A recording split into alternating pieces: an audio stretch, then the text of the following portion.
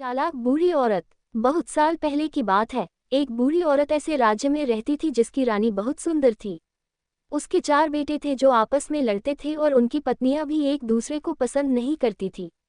वो सब एक ही घर में रहते थे लेकिन इतना लड़ते थे कि उन्होंने अलग रसोई रखी। बूढ़ी औरत चाहती थी कि सब एक साथ खुशी से रहे और एक दूसरे की मदद करे। उसने धमकी दी कि वो सबको घर से निकल देगी अगर वो एक साथ मिलकर नहीं रहेंगे। उसने ये भी कहा कि पैसे बचाने के लिए एक ही रसोई रखी जाएगी। ऐसे करने से उसे इस बात की उम्मीद थी कि सब एक साथ मिलकर रहने लगेंगे। बेटे थक गए और आखिर में उन्होंने अपनी माँ की बात मान ही ली। बेटे अपनी सारी कमाई अपनी माँ को देते थे क्योंकि वो गरीब थी। एक दिन सबसे छोटा बेटा काम की तलाश में शहर गया लेकिन निराश होकर वापस लौटा। रास्ते में उसने मरे हुए सांप को देखा और उसने उसे उठा लिया क्योंकि वो खाली हाथ नहीं वापस लौटना चाहता था। जब उसकी माँ ने उससे उसकी कमाई मांगी तो उसने उसको सांप दे दी। माँ ने उसे दिलासा दिया कि वो फिर से कोशिश करे। वो सांप किसी काम का नहीं था इसलिए उसने उसे छज्जे पर फेंक दिया।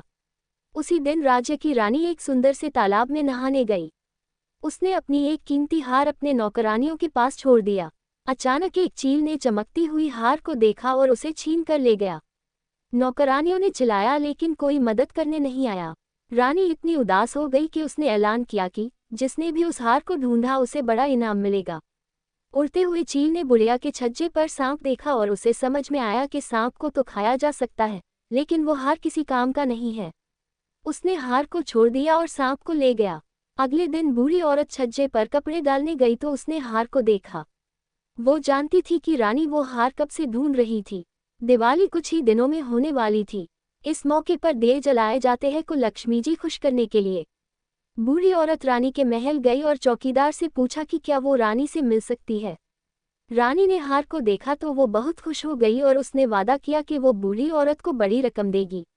बूढ़ी औरत ने मना कर दिया और बोली, मैं गरीब हूँ, इतनी बड़ी रकम मैं संभाल नहीं सकती। मेरी यह इच्छा है कि दिवाली पर सिर्फ मेरे ही घर में दिए जलाए जाए और किसी के घर में नहीं। रानी थोड़ा हैरान हुई लेकिन वो इतनी खुश थी कि उसने आदेश दिया कि सिर्फ बूढ़ी औरत के ही घर में दिए जलेंगे। बूढ़ी औरत ने अपने परिवार को घर का एक एक कोना साफ करने को कहा और खूबसूरत फूल से सजाने को भी कहा। सबने साथ में मिलकर काम किया और बूढ़ी औरत ने पूरे घर में दिए जलाए। 12 बजे लक्ष्मी जी आई और चारों तरफ अंधेरा देखकर निराश हो गई। लेकिन उन्होंने बूढ़ी औरत के घर में जलते हुए दिए देखे। क्योंकि उन्हें दिए पसंद थे उन्होंने बूढ़ी औरत के दरवाजे पर दस्तक दी। बूढ़ी औरत ने दरवाज़ा खोला और अपने परिवार वालों को लक्ष्मी जी को फूल और मिठाइयों से स्वागत करने के लिए कहा। लक्ष्मी जी खुश हो गई और उन्होंने पूरे परिवार से कुछ बदले में मांगने के लिए कहा क्योंकि वो उनके भक्ति से प्रसन्न थी। बूढ़ी औरत ने कहा, हम चाहते हैं कि आप हमारे घर में हमेशा के लिए रहें ताकि हम सदा खुशी से रह सके।